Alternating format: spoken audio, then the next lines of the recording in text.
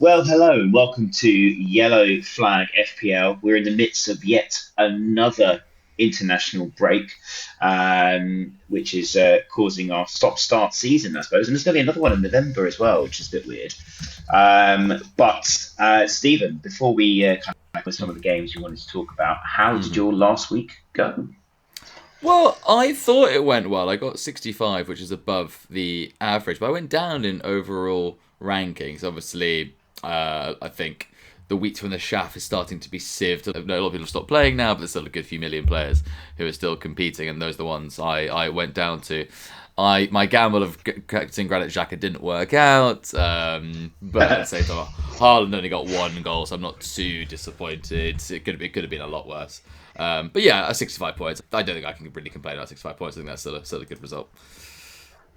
Yeah, it was sort of thing that I was hoping would pay off for you because it would be funny and we can do another pod Yeah, um, defecating on Man United's performance, but yeah. unfortunately we can't do that. But we can get onto that a bit later. Well, I actually had a bit of a stormer of a week. Mm, 85 points, Stephen. yeah, Yes. very good. Finally come through with some big scores. At one point, I was close to hitting 100, but then Crystal Palace decided to concede two goals. Mm, Gavey was on for 10 points at that point. Isaac got me an assist, Haaland captain. I had a few friends captain Semenyo, which I thought was a bit rogue, but then he's got yeah. 18 points. Mm, So I think he probably puts himself forward as a genuine captaincy option. And then a couple of clean sheets here and there. Kudos finally gets a goal as well, and Saka as well. So I'm very happy about that. The 60 is a high average. It's a really yeah, really high average, isn't it? So yeah, so yeah. So Stephen, why don't we crack on with some of the games? Do you want to kick it off? Talk. Which ones do you want to talk yeah. about first? I'll start with Man U Sunderland, and that is because I don't want Man U fans to get carried away. I mean, I think a few key takeaways from that. First of all, it really does show, what other football teams' opinion is of Man U. Sunderland went there and went for it. They've usually a counter-attacking team Mm. even at home, and they went there and they thought we can go to Old Trafford and win. Didn't happen. Traore had an unbelievable chance in the first few minutes or whatever it was. He should be putting that Mm. away. I think it was offside, but I think the VAR would have counted. If they score that game does not end 2-0 to Man U. To be fair to Man U, after they did get the first goal, they controlled the game reasonably well. Sunderland's heads dropped a little bit, but they still had like another big chance in the game, Sunderland. So, what does it all Hmm. mean? I'm still very pro Sunderland players. It hasn't moved me on from doing triple Sunderland. It was a bad day in the office for them, but again, that they should have taken that goal early on. I think they're also going to take some learnings from this as well. That they shouldn't necessarily be attacking away from home. I still think triple Sunderland is the way forward given their price. Roves, Xhaka, and then somebody else. And Man U did look a bit more joined together, but let's be frank, they're still not attractive FPL assets. Bruno Fernandes in particular, people are like, oh, he had that shot that was outside the box. Like, it wasn't a good chance, basically. If you're picking him because he had one speculative effort from outside the box, that's not very smart, in my opinion. So, Mm. yeah, that would be my overall take on that game. What do you reckon about the goalkeeper? Obviously, they changed it. They brought in this new kid Ah, from Belgium. Seemed quite good from the so did you highlights I've seen. actually? You watched the same highlights I have? Maybe it's because so I didn't watch the game live, obviously. And then looking at Twitter, I was like, "Oh, this guy's Courtois." According to this guy's like the best goalkeeper in the world. And then I watched it. Like the saves are very standard. Okay, I guess Man U fans. I guess it shows how starved of goalkeepers that they've been. They're like, "Oh my god, they were all very regulation saves." Like no. Like I mean, he Well, saved them, but he didn't do anything wrong. But like, yeah. you I mean, cannot say he's incredible based on that. no, but he had that one-on-one sort of to the left-hand side where Man United's defence went to sleep as per usual, but he managed Mm, to pull them out of that. And maybe you're right that it is a case that they just had terrible goalkeepers, and therefore, he looks unreal. mm, But I wonder whether if you're sitting on a 4.5 Dogu, for example, who does seem to be getting starts, but he's been benched a few times. and he's playing wing back. He's registered as a defender in the game. Would it make you more confident with a pick like that? Because a cheap defender in a Man United team that's still Man United, with a better goalkeeper on the pitch, does that not make it a bit more confident to start players like that? No, is the short answer. Like, sorry, it's like no. They were all regulation saves. The one-on-one, the striker fluffed it a bit. Basically, he did well to come out when he did, but like no. Like they were all very regulation saves. I'm not criticizing him. He didn't do anything wrong. You know, you can only save what's shot at you. You know, so I'm not saying it was. Yeah, you know, he didn't do anything wrong. But to say that he's the savior of Man U. No, maybe he will be. In other games we'll see. But you can definitely not say from that performance. I still don't think any Man U player is worth the money. I think Ms. Euro is cheap, 4.5 million. There's just so many other options at 4.5 million. I would say. I'd much rather have a Palace defender. Or I think they're all they've gone up in price now, but they're all around there. So no. I'm still avoid Man U players like the plague. I would say. Yeah, and I agree with you, and I was just trying to upside it, of course. Yeah. Interesting enough as well, your Sunderland pick at the back scored his first international goal for Northern Ireland. With a beautiful lob. Must give you confidence. But I think what we're saying here is Man United still hold in terms of, don't go and buy Sunderland players you wouldn't be selling, I presume. No. You're happy with the triple up, still doesn't put you off? No, absolutely. And I think Sunderland's run is relatively good. I think they have Wolves, that's what they got. They've got Wolves at home next. So that's obviously fine. Chelsea away, Everton home. Fulham. So the next 6 aren't brilliant after Wolves, to be fair. I would still say they're very attractive though for the price, especially Rose. He's going to have to make loads of saves in those games. For example, Xhaka's going to get DEFCON, so I think maybe that run that puts you off the likes of Isidore or someone like that. But Xhaka and Rose I still think are very, very, very solid picks. Fair enough. Okay, cool. Well, let's move on. And I wanted to talk about Chelsea-Liverpool. They the third defeat in a row. Yeah. For Slot, things really not happy in Merseyside at the fans moment. Are calling for Slot to go, which I think is insane. But so I saw a list of insane shouts at the beginning of the season, and one of them was Slot will not be the manager by the end of it, which is insane to me. But football is a results-based business, and it does seem to me that maybe it's the way he's using Salah, or maybe it's the way that they're setting up in the midfield, but something isn't right there. And I think I'm actually I've got Isaac. He got the assist. I'm happy with that. I don't think there's maybe Ekitike if he came back. I don't think there's any other player in that team that I want to own right now, and I include Mo Salah in that.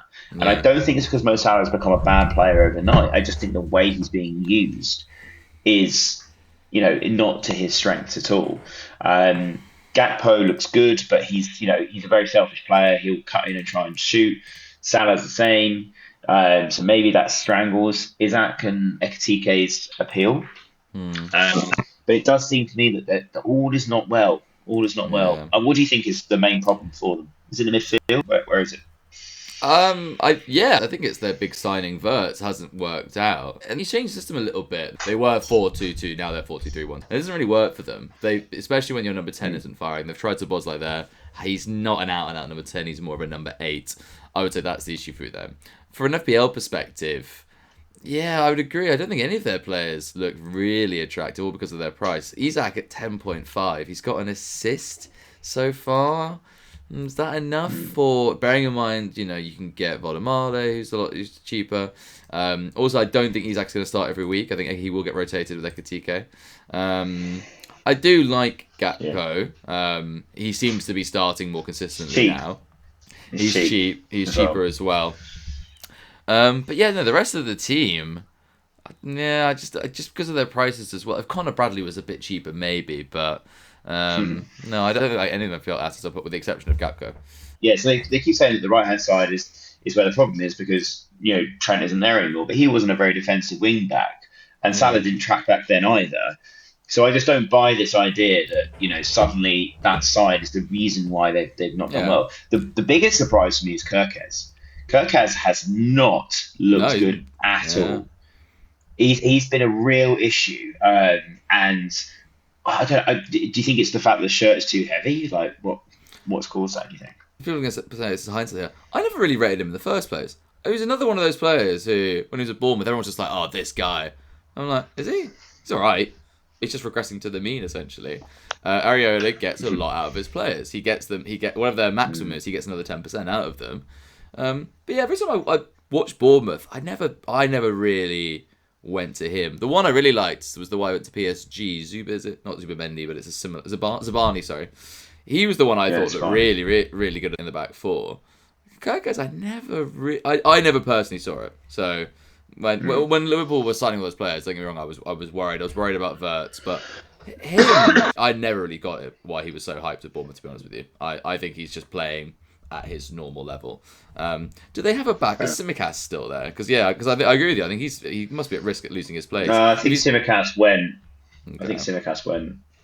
Because he's not playing Frimpong, right? So he's more than happy to bench big signings. But it's obviously lost his place as well. So yeah, I'd agree. I think Kirkus' place must be at risk. But I don't know who their backup left back is. Would Jones play there? Maybe? Yeah. No, Jones. Yeah, Jones. Yeah, maybe Jones. Yeah, someone like that. Yeah. But we should talk about the other team on the pitch as well. Chelsea. So, I mean, gosh, Chelsea's such a Marmite club in a lot of ways with their managers, isn't it? Like the week before, it was Maresca's under threats. He could get sacked, and then he pulls off a great win against the champions. It seems to me that Liverpool didn't have their best day, and they are in a bit of a pickle, but still beating them is an impressive result. And there's one player I want to talk about in that team, and that is Moses Caicedo. Yeah. I mean, I think we all underestimated the impact of DEFCONs, and I think we all underestimated how much of an important player he was at Brighton and now at Chelsea. I actually thought when he was choosing between Liverpool and Chelsea. The fact he chose Chelsea, I thought that was a bad move for him. And I also was wondering, why is it 120 million? That is insane. I'm now starting to see why. Because he is just, he covers every single blade of grass. The guy is, I don't want to compare him to him, but he kind of gives me Moussa Dembele vibes. In so much as he's a box-to-box midfielder, he's aggressive, he's a bit of a knob, and he can score goals. And I think if Moussa Dembele was in the Premier League now, he would be a prime DEFCON agent completely. But Caicedo looks unreal. He's third for midfielders. He's 6.5 million. He's outrageous. Should we now be getting him in? I don't know what his ownership is, but should we all now be getting him in? So his ownership, I'll just look it up. His ownership is 14%. That's quite low. I think it's just very hard. 5.8 million. Yeah, I think it's very difficult. It's him or reindeers, right? Him or reindeers, right? I think we struggle, don't we? To you're right. We still haven't really adapted to DEFCONs, have we? Forgetting that actually, if you look at this, I can't remember who highlighted this, but if you look at defenders, DEFCONs have actually made clean sheets not that important anymore because it's the difference between 4 and 6 points now. But but basically, if you want the clean sheet, but you've got 4 points as a backstop, and there's a reason why the top scoring players would be 5 at the back if you have that sort of formation this season. I personally wouldn't be rushing to bring him in. He scored an excellent worldie. Van Dijk adopting Van Dijk adopting the opening batsman position from cricket, which was great. Thank you, whoever made that meme. Once again, Van Dijk. Best centre back the league's ever seen, apparently. Anyway, we'll move on. That was a worldie. I don't remember. I'm looking at stats now. So at Brentford, he also got 12 points. He must have got a goal or an assist. What did he get? He's got a return in every. He's got a return in every single game bar one. Yeah, all made from DEFCON. So he got, and he also gets bonus points as well. So you got to remember. So his goal against Brentford, I don't remember it, but it was an XG of 0.07. His goal against Liverpool was 0.06 for reference. So again, another worldie. I don't like bringing in players for goal scoring who've done 2 worldies. It's very, very rare you get if someone who consistently scores worldies.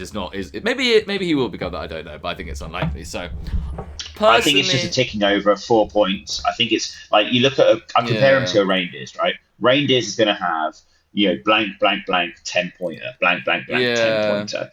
Whereas if you have someone ticking along at 4, 5, 10, Yeah. and then 2, it makes sense, right? And I can actually do that switch, and I think that probably will be my transfer. I've got 3 transfers, free transfers that is. So yeah, I think Casado is a must have now. I'm going to say I, it. I think I he's think the person probably better to compare him to would be Rice. So Rice is a bit more yeah, expensive, but he's on yeah. corners. When Zubimendi plays, he gets into the box more. He had a knock at the weekend, so I'm not sure. I mean, I was wrong about Declan Rice. I didn't think he would. I didn't think he was going to do anything, but no, he's also returned as well. Also got returned in every game apart from one as well, which is against Nottingham Forest, bizarrely. So I think that if you're going down that path, I'd rather have Declan Rice. His XG, expected goal involvement, is just significantly higher, and and he takes one of the corners for Arsenal. Yeah, Yeah, it's an extra million though, isn't it? Like that, so, and yeah. that's a lot. It's a lot of money. So Is it? yeah, I mean, jury's out for me. I don't. Man, this season money has not been an issue. Like other than the Mm. forwards, you don't really know. You can easily get the good defenders, Gabriel, Calafiore, Haaland, because you don't need Salah, right? Salah not being as good as he should have been, and Palmer being injured, has basically made money irrelevant. I have 6 million in the bank. 6 million. I mean, I don't. Money's not an issue this season. In And what's your FPL. overall rank?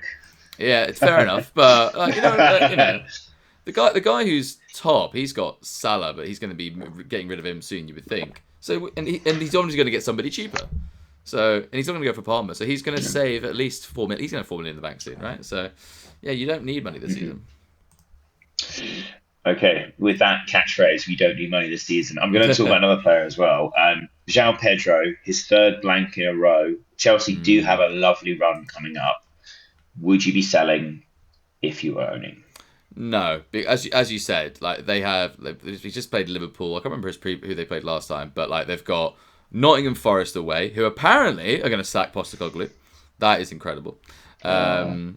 Sunderland, Tottenham, Wolves, Burnley. No. I'm not selling João Pedro with those 5 fixtures coming up. Yeah, you'd think he's going to get a return in 4 out of those 5, or at least 3 out of those 5. So no, I won't be selling João Pedro. The only issue is that he's a forward, and you guys remember he's a forward, right? So you have Haaland, and then are there any other forwards who are must-haves? Probably not. Haaland's the only one. The rest is just personal preference. So it's not like he's blocking up a must-have, is he? So no, I won't be selling João Pedro. Yeah, and also one before we move on to the next game, Cucurella. So he's quite expensive. He's 6 million. So he's in the same price bracket as a Frimpong, Kirkes in the expensive bracket of defenders, right? But he got an assist for the winning goal. He gets forward a lot. He's had a couple of shots with high XG potentials there, and he is creating stuff.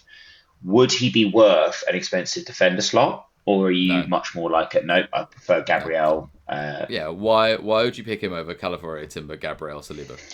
Why would you? No, like he's more attacking potential. I'm going through defenders, and I'm having to scroll pretty far down to find him. He's got no. He's I don't know. He's 50th or something. No, absolutely not. No. The world, according to Stephen, is just no. Okay, cool. Well, let's move on. What's the game you want to talk about then, Stephen? Just briefly on Wolves Brighton. I'm still maintaining that Wolves aren't that bad. They were more pragmatic in that game against Brighton, and they were very unlucky not to get the win. Van Hecke at the death. So what I think Wolves players do look quite good now because they're very cheap, and Wolves have a good run coming up. Sunderland, Burnley, Fulham. Then it's difficult. They have Chelsea, Palace, but then they have Villa, Forest, Man U. So I'm over the next 9, whatever that number is. That's pretty good fixtures for them. I think with Brighton, I don't know. I don't really know. I mean, I do like Minte. Minte's probably the one who starts every week. He's going to be another one, a bit like Reinders. He's going to be blank, blank, blank. Then he'll get a big haul. I think he got a haul the other week. But I just don't trust I just don't trust them to keep clean sheets. Minte is probably the only Brighton player I would even consider. And then Wolves, if you're looking for some differentials, I think there's some good value in Wolves players. Maybe I'll get to one later. I don't think Wolves are as bad as people think they are. I still don't know who's going to get relegated though, because I think Wolves are going to stay up. And I think, Burnley, I think, have had some bitter bills they've taken recently. Yeah. I'm still back. I'm backing Wolves basically. I wouldn't. If I was you, I wouldn't be ignoring Wolves players. I also wouldn't see Wolves in the same way you see West Ham or Nottingham Forest, for example. They're better than both those teams. Yeah, but the difference is the Wolves bottom of the table, Yeah, I and know, they've but lost the best two players, and they've bought players from the Italian league, which is significantly weaker. So they're just. I just think Wolves are structurally not set well to stay in the Prem. I know the table doesn't lie, but sometimes it does. They had a difficult start. I don't know. I don't know why I've suddenly become Wolves fan. I don't know why. I don't know where this has come from. I just think they've been a bit unlucky, and they're going to start getting more points soon. They're not going to get relegated. I'm going to say. If you ask any Wolves fan, they say they're destined for the Championship, but I don't think that they're that bad, basically. Yeah. So if you were to, I mean, maybe you want to save this for your rogue shouts later, but I mean, who would you be going for? Would it be? I'll save it for later. I'll save it for later, but leave And, your wishes. it's gonna be twinned with a lovely transfer move. I'm hoping.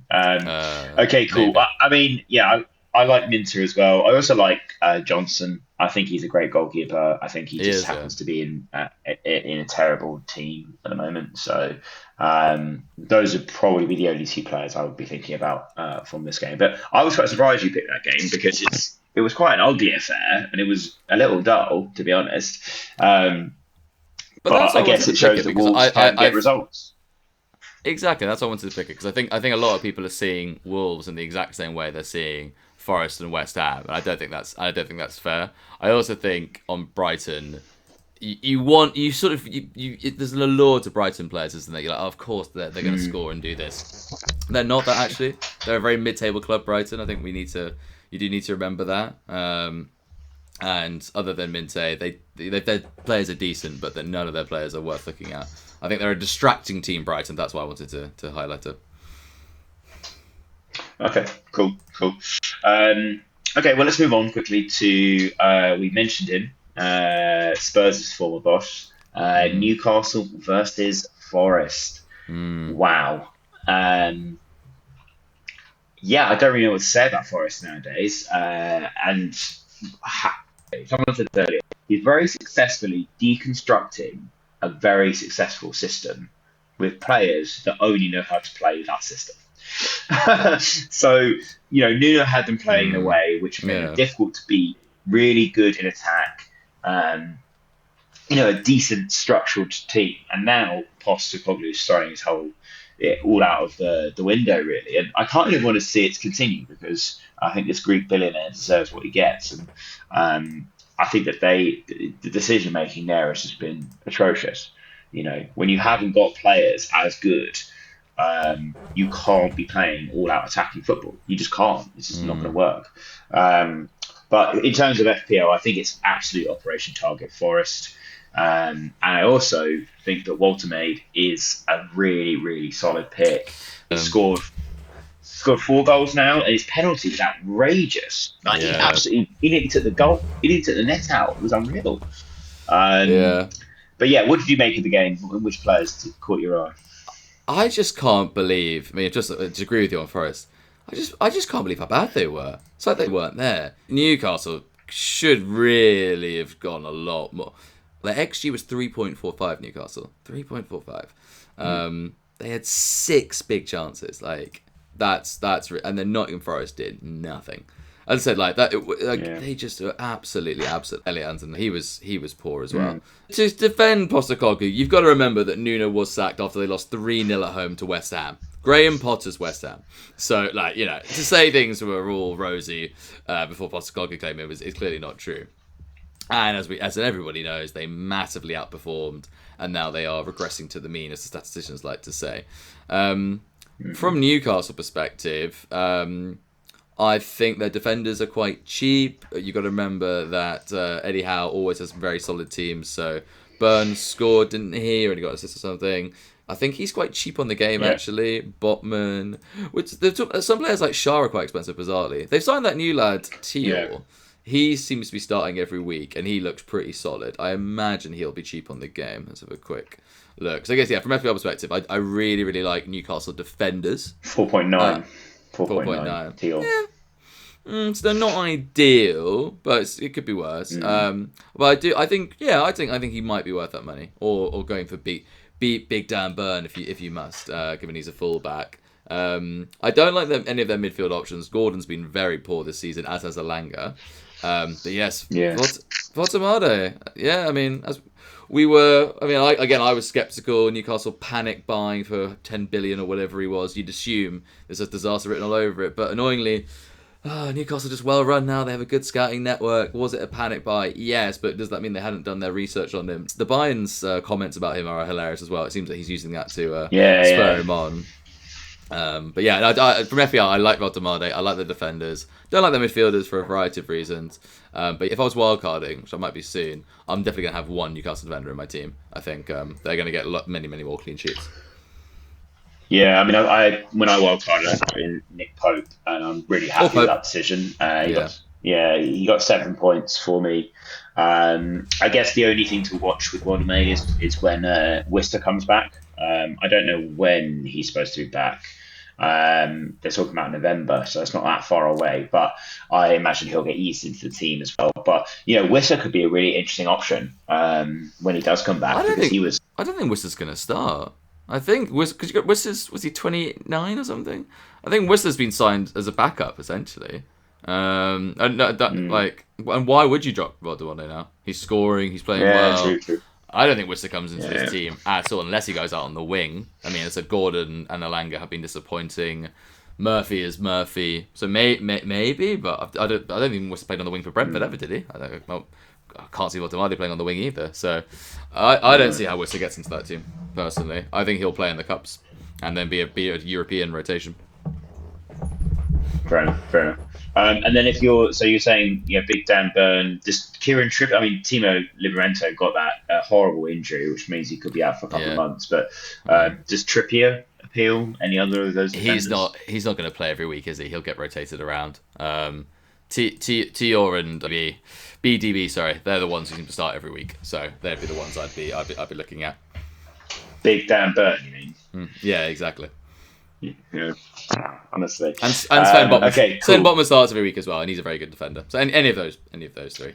I haven't done more forensic analysis, but I guess do Burn because he's more of a good threat at set pieces and as a fullback. Yeah, I mean, I think the summary is that Newcastle absolutely this game, thoroughly deserved to win, underperformed their XG really. They had 18 shots and 33 touches in the opposition box. That is insane. It says to me that Forest are just all at sea. I don't know how they come back short of sacking Postecoglou, but that's just going to be embarrassing. Yeah. And Newcastle buy a defender, maybe buy Watermaid, right? Yeah, exactly. And let's be very, very clear. Target Forest. I would be absolutely terrified of not having a player playing Forest right now. And that's another reason why they have Chelsea next. If you're one of the people who sold João Pedro before that game, let's see how that one plays out. But yeah, target Nottingham Forest. Really, and I mean target. Yeah, I think I'm going to go Rangers to Casado just for that option because I can afford it and it makes sense to do so. Okay, cool. Well, let's move on to the next game that you wanted to talk about. Brentford City, I believe. Is that right? Yeah, and again, it's just a highlight that City weren't great again. I don't really understand this. Whisper it quietly. They're in the title race. The team that spent 500 billion. People have forgotten what they did last January. That's just been blank in people's memories. Incredible. Also, another ridiculous statement going around. I don't think they spent 500 billion though. Whatever they spent, and then another ridiculous statement. Oh, Liverpool, they need time. They're in transition. They're the fucking champions. You broke the British transfer record twice. What do you mean they're in transition? What is this nonsense? Anyway, that really annoyed me. You can't be anyway. I can tell. Honestly, that really pissed me off. That the champions are in transition. Fuck off. But anyway. Man City, I'm actually getting a bit annoyed with Rangers. I know you're just saying he's blank and he's going to haul, but what's more frustrating is a player who looks good and it just doesn't happen. Like, why is he not getting more goals and assists? He's in a perfect position just behind Haaland. He's obviously very cheap. But again, Man City weren't great at that game, and I still don't like break Brentford, as you well know. Just quickly on Man City, other than Haaland, who is an absolute must, I don't really like any of their players, really. Gardeval got the Not assist. Guardiola got the assist. Yeah, he can be a bit inconsistent. Like some games you watch, you'll be like, wow, but like, other times he's poor. And Man City should have conceded. And if Man City did concede, his points would have been they would have been half, right? So I'm not too convinced. And I guess it really just shows how important Haaland is for them, because he does create goals from nothing. I mean, like, he shouldn't have scored that goal against Brentford. Like, he's being knocked around off balance, the strength, the touch, the timing. Like, he's just ridiculous. Yeah. So yeah, you have to. It was a bit Haaland, obviously, but I would say that it was a great goal from a striker's perspective. But it was actually a little bit old school, lump the ball up top to the big man from defence. But yeah, I agree with you. I think Haaland is probably the only person I would consider owning. I would look at Doku, 6.6, ticking along nicely. Didn't start the last game though. He's too much of a rotation risk. Which is exactly what I was going to say next. That's the problem with Pep, right? So I think it's Haaland or no one. We're saying, and Haaland's 61% owned. So if you don't own him, what is the 40% of the game doing, mate? Honestly,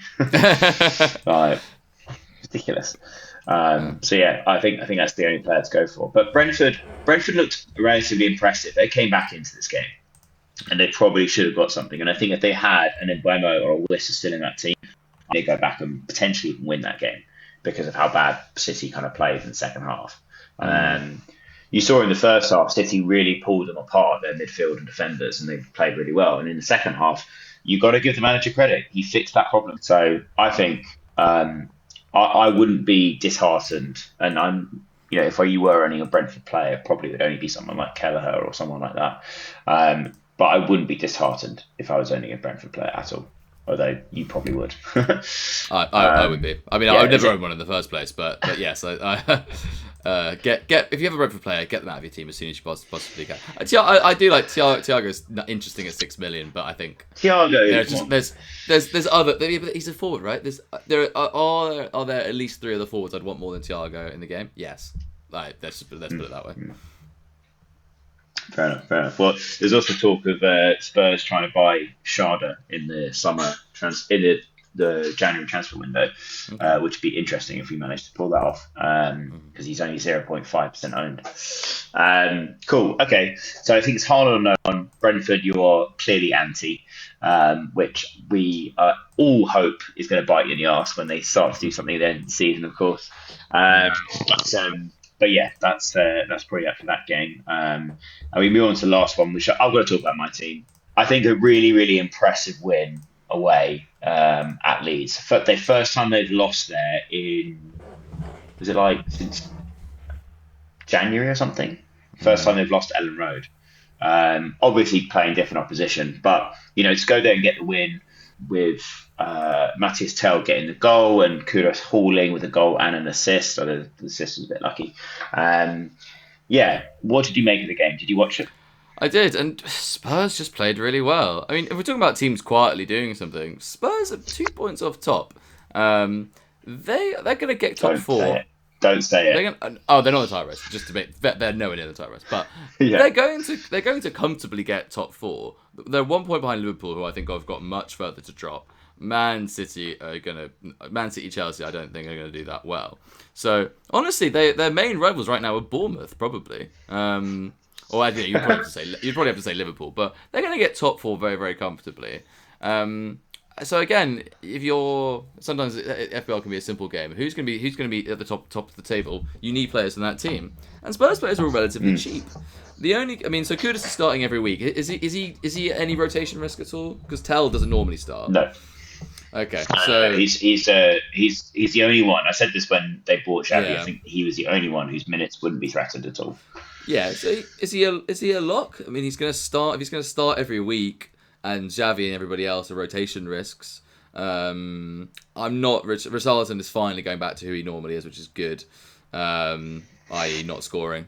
Spurs. Do you want a Spurs defender? How? The Van der Ven's like 4.5 million, isn't he? So again, he's just very cheap. Yeah. So, I just don't. I would What's go. not to like? I would say that Kudus is a must. Van der Ven shortly behind. And if you really do like risking it, I think Javi Simons could be. Or actually, to be fair, Destiny Doggy.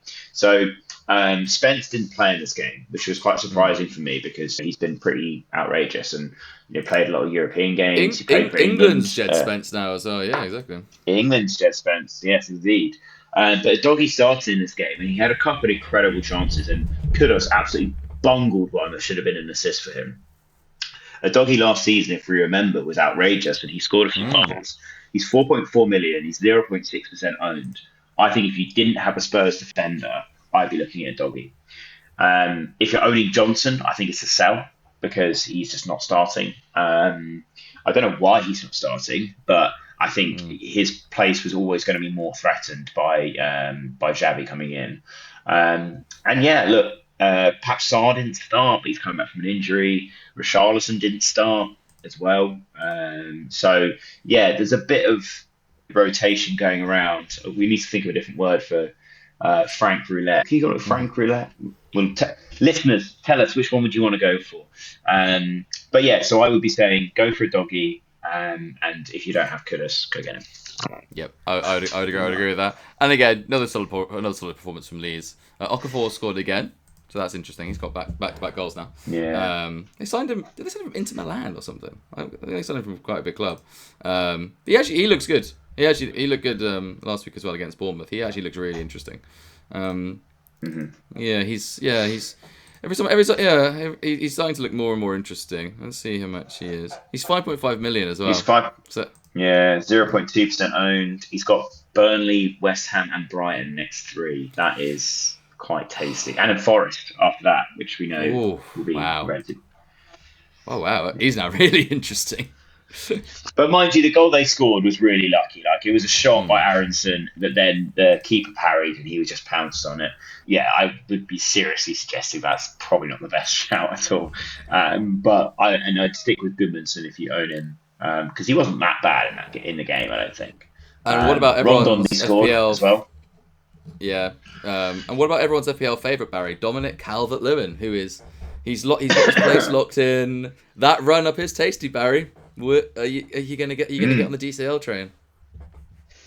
I'm not going to get on the DCL train, despite his 11-point haul against Wolves. But like you said, their run is pretty nice. So I wouldn't be afraid of owning a Leeds player. I'd probably go more defensively than anything else than attacking. He's 1% owned. Is DCL? Is he? Christ, people. Wow. Yeah. What? Really? Yeah. Wow, that is. I generally am surprised by that. Okay. Yeah. And Caldalo, I mean, I think he'd be an okay shout if you wanted a 4.0 just to sit there. Although, of course, Meslier could take his place. Or we should say Welsh international Caldalo. Yes. For the Welsh in Wembley. I think I'd stick to defenders. Meslier was on the bench again. I think Darlow's taken his place. Remember, Meslier is not good. I think we forgot he's just not good. We've seen him many times be not good. Darlow is a much more solid keeper. And also you got to remember, would you rather have the Leeds goalkeeper or the Burnley one, i.e. Dubravka? I know which Newcastle reject I would rather have. Okay, fair enough. Okay, cool. Well, that I think covers it off for the games. Before we go wrap it up, we're going to do our middling good and rogue shouts. And this is when you're going to tell us about your Wolves player, I hope. Yes. So, Stephen, why don't you tell us which players you have gone for? So my banker, first of all, is Saka. Back from injury. He's got Arsenal just very solid. And because of Gyökeres, I know he hasn't quite got the returns, but he's playing well. He's drawing more players in. Saka's just going to become more of an asset, basically. So they got Fulham, Palace, Burnley, Sunderland, Spurs. Not bad running, I would say. So yeah, I think Saka will be coming into my team very, very soon. My middling shout, we already mentioned it, is Voldemort. How do you pronounce his name? Voldemort? I know it's not that, but everyone calls it Voldemort. Him. Voldemort. Yeah, he just looks really good. He's Newcastle's main attacking outlet. As I mentioned, I don't like any of the midfielders, so he is a little bit. He's on the more expensive side, but again, in terms of forwards, Jared Bowen is the third highest forward scorer in the game. I don't know how that's happened, That's but insane. anyway, that is he's half Haaland's points, to be fair, but he's João Pedro's second. Either way, the Voldemort is going to start going up the rankings in that pretty very very quickly, I would say. So I really like him. Again, it's probably, considering you only have 3 forwards, who else do you really want, actually? João Pedro, he's got a good run in, but I think at some point he's going to leave your team. Other than Isidore, Mateta, you know, I think probably those 2 forwards are the ones to go for, and then just basically set and forget. Yeah. And then, as promised, my rogue shout, it is a Wolves player, and it is John Arias. So I knew you were going to say that player, honestly. Well, what? It would be amazing if you called out beforehand. So Yeah, I just had a feeling. 0.2% owned. Big signing. I can't remember where they signed him from, but anyway, he's one of their key signings.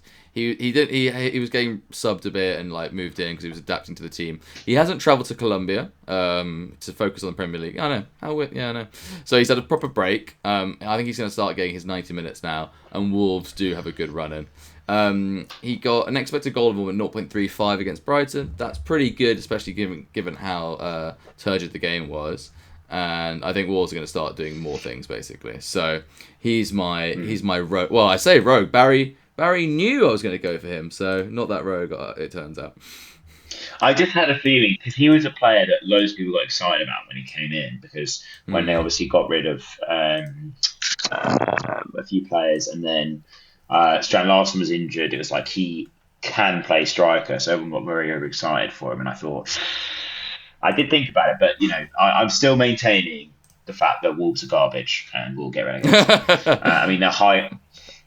Their highest selected player is a player called Fraser, who Nathan Fraser, forward, 4.4 million, and I suspect, I suspect he's the highest selected player in the Wolves team because he's 4.4 forward, like he's 2.2% owned. This shows how the FPL community value Wolves players, and I think they are correct. Okay, cool. That is a brilliant stat, though. The highest owned player of that team is someone we've never heard of. It's a garbage forward that's just sitting on that person's bench because they don't want to rotate. That's what it is, you know. So it's just a burn bench player. Oh, funny. Okay. Well, I think the thing to know about Arias is he's the same price as a Stack or as a Drewsbury Hall, but you know what? That's your pick, and I respect the rogueness of it. Okay, cool. So my banker, I mentioned him on the pod already, is Caicedo. I just think we can't keep ignoring it. It can't go on like this. It can, and it will, and therefore you should be going and buying for sure. I just think it's a no-brainer at 5.8 million. He's ticking along at a return, a game almost. And then my middling is Minter. We've also mentioned him. Yeah. So he just seems like the most reliable forward for Brighton. He's playing every minute of the game. He scored. He does get a few assists and goals. He's probably getting one return every 3, which is okay for a 5.5. I think it's worth considering given his ownership. Yeah, he's not expensive. I would say that's worth considering just on that basis alone. And then my rogue shout is a player I started with at the beginning of this season because he had an impressive pre-season. I bought the pre-season cherry. I drank the Kool-Aid, and that is Milan. Yes, he's finally starting now. Well, what's his thing? Aston Villa can't score a goal. He doesn't start. Then he starts. He bangs 2 really good goals, by the way. They weren't just scuffed shots. They were like proper strikers' goals. Like if everybody doesn't see that and go, we need to start him every week, then he will get what he's getting, which is probably the sack. He is a class player, and I just think he's been underlooked for way too long, and this injustice must stop. He's 5.5 when I bought him at the start of the season, but oh my god, it's gone down to 5.1 because of how many people sold it, including myself. Yeah. Because he didn't start. He's Yeah. 0.6% owned. I imagine a lot of ghost teams in there, but 5.1 million. It's him or your boy Arias. We've both chosen someone with a similar price bracket. Yeah. But look, he gets a run in the team. He's a very attacking player. They do have a really difficult run the next four, but then Yeah. I afterwards was it just about kind to of say clears a that. little bit. And Yeah. Tottenham, Man City, so, Liverpool, and Bournemouth. That's a terrible run of games. yeah, that is could be the top four. You never know. No, Hmm. but yeah, that is a difficult run. But again, you could buy that player at 5 million, and he'd be quite a good bench option if you're on wildcard, and sort of rotating in as and when. So yeah, Stephen, have at it. What do you reckon? Two Yeah, rogue? no, Those no, points going to chase no. I, themselves? no, I yeah, no. I think if he starts, I mean, again, the problem is those four fixtures. I wouldn't be bringing him in now, but yeah, I think longer term, he's a very solid option. Awesome, awesome, awesome. Okay, cool. Well, that will wrap it up for this week. We won't be back with another pod before the next game week. Remember, don't make early transfers because we are still waiting for the international break to be finished, and you never know what sort of various concoctions of illnesses and people Mm. flying back from all sorts of places, what that's going to look like. Stephen, your transfer, are you bringing Arias or No, I'm actually gonna roll this week. My starting 11 okay? is okay, so I'm gonna roll this week. Esteve is gonna get his second performance in my starting 11. He's been sat on the. The only time I brought Yeah, him in, he's got me a return. So I think I'm actually yeah. relatively happy with Esteve. To be fair, he's done what I want for my 4 million defender. He's doing his job very well. Yeah, so I have my issue is that I have my back line is pretty good, but Gailey's got Bournemouth at home, and that's a bit. So my Mm. defenders have all actually got. To be fair, if I had my bench boost, I'd be tempted to play it this week because I've got Esteve Leeds at home, Van de Ven who's got Aston Mm. Villa at home, Josh King who's got Arsenal at home. It's less ideal, but still. Mm. Pope, Brighton away, and the rest of the team is okay to be honest. Mm. But yeah, I'll probably captain Haaland. I'm tempted to captain Isaac if I knew he was going to start. He's got Man United at home, but I probably will chicken out and not do that. But I might transfer out Reindeers for Casado. Is Okay, my and then do my you don't have João current Pedro, do plan. you? You don't have João Pedro, do you? I do have João Pedro. Oh yeah, Yeah, okay. I'm captaining him against Forest. Yeah, I think you have to. You're captaining in. Okay. Well, I mean, Everton at home is not going to be an easy fixture for Haaland, so Yeah, maybe yeah. maybe there's something in it. Okay, cool. Well, that's wrapping up for this week. Yes, don't make early transfers. We'll wait till that get the international break is finished. Thank you to Rita for doing all of the various bits and bobs that we ask of her. Please give us a like and subscribe wherever you get the podcast. And good luck with Game Week 8. And we will see you next time. Thank you. Thank you.